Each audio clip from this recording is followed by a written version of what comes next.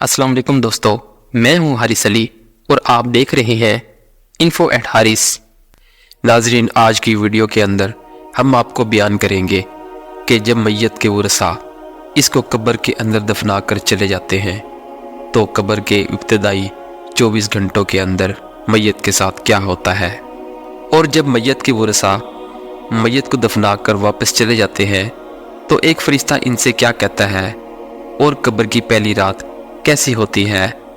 नाज़रीन, ये अमर यकीनी है कि हर एक ने मौत का मज़ा चखना है। जिस तरह अल्लाह ताला ने कुरान पाक में इरशाद फरमाया है कि हर जानदार ने मौत का मज़ा चखना है।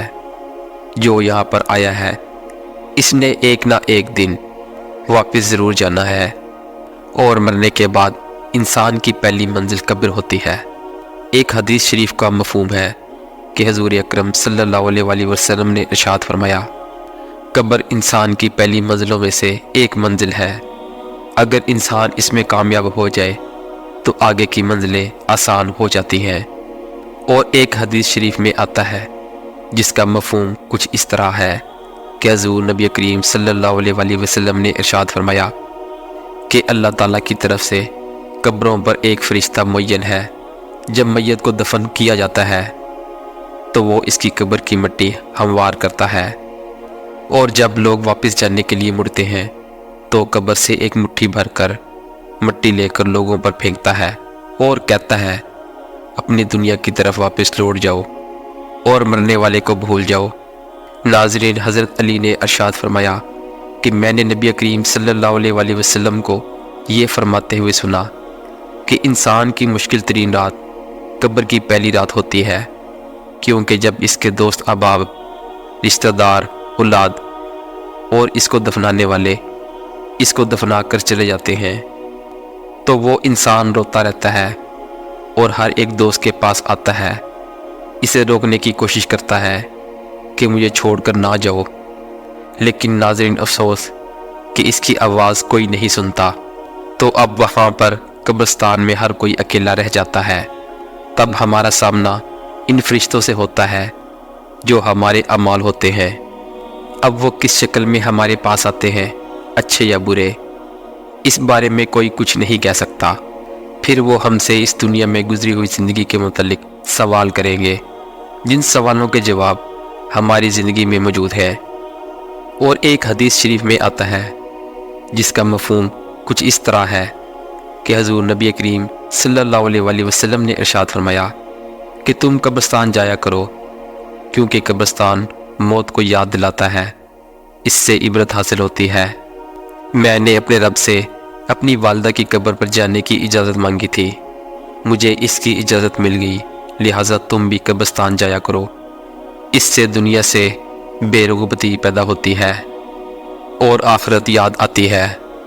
नाज़रीन, रवायत में आता है कि जब मुर्दे को कब्र में रखा जाता है तो इसकी नमाज इसके दाएं तरफ आकर खड़ी हो जाती है, रोज़ा बाएं तरफ खड़ा हो जाता है, कुरान मजीद की तिलावत और अल्लाह ताला का ज़िक्र सर की तरफ आकर खड़ा हो जाता है। और नाज़रीन, जमात के साथ नमाज पढ़ने को जो कदम चले थे वो पाँव की तरफ खड़े हो जाते हैं। जब अजाब इसकी कब्र में अपनी गर्दन निकालता है तो मुर्दा तक पहुंचना चाहता है। अगर वो दाएं तरफ से आता है तो इसको नमाज कहती है, परे हट जा, खुदा की कसम ये शख्स दुनिया में बहुत मुशक्क़त और मुसीबत उठाता रहा, अभी इसे आराम करने दो। फिर अजाब बाएं तरफ से आता है तो रोज़ा इसी तरह इसको हटा देता है। फिर वो सर की तरफ से आता है तो तिलावत कुरान पाक इसको रोक देती है। गर्ज ये कि वो जिस तरफ से भी आता है इसको रास्ता नहीं मिलता, लिहाजा वो अजाब आजिज़ और कमज़ोर होकर वापस चला जाता है। नाज़रीन, जब मैयत को कब्र में दफना कर इसके वरसा वापस चले जाते हैं तो कब्र में दो फरिश्ते, जिनको मुनकर और नकीर कहा जाता है, मैयत के पास आते हैं, जिनकी आंखें बिजली की तरह चमकती हैं और आवाज़ में गरज होती है। इनके दांत गाय के सींगों की तरह बाहर को निकले होते हैं, इनके मुंह से आग की लपटें निकलती हैं, बाल इतने बड़े होते हैं कि पाँव तक लटके होते हैं। नाज़रीन, मेहरबानी और नरमी इनके पास नहीं होती, لیکن سختی کا معاملہ یہ مومنوں کے ساتھ نہیں کرتے۔ ان دونوں کے ہاتھوں میں ایک بہت بڑا لوہے کا ہتھوڑا ہوتا ہے کہ جس کو اگر دنیا کے تمام جن اور انس مل کر اٹھانا چاہے تو اس کو ہلا بھی نہیں سکتے۔ ناظرین، اگر مردہ نیک اور مسلمان ہوتا ہے تو کہتا ہے میرا رب اللہ تعالیٰ ہے جو وحدہ لا شریک ہے، میرا دین اسلام ہے، میرے نبی حضرت محمد صلی اللہ علیہ وآلہ وسلم ہے۔ یہ سن کر وہ دونوں کہتے ہیں تو نے سچ کہا۔ پھر اس کی قبر کی دیوار کو ہر طرف سے ہٹا دیا جاتا ہے جس سے وہ چاروں طرف سے وسیع ہو جاتی ہے۔ اس کے بعد فرشتے کہتے ہیں سر اٹھاؤ۔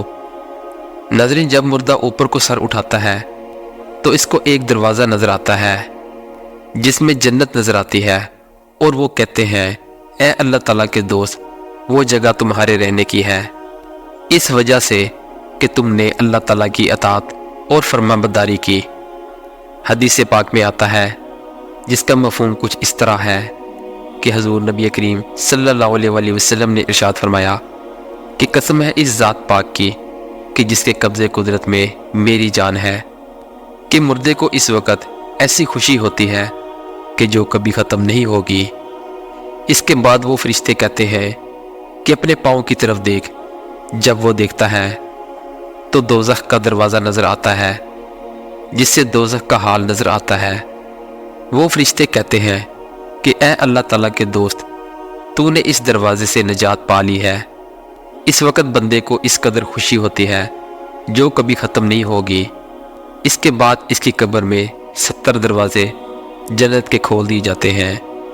اور ناظرین، دوسری طرف جب نافرمان شخص کو قبر میں رکھا جاتا ہے تو قبر اس پر تنگ ہو جاتی ہے کہ اس کی پسلیاں دوسری طرف کی پسلیوں میں گھس جاتی ہیں، اور اس پر کالے سام مسلط کر دیے جاتے ہیں جو اس کے ناک اور پاؤں سے کاٹنا شروع کرتے ہیں۔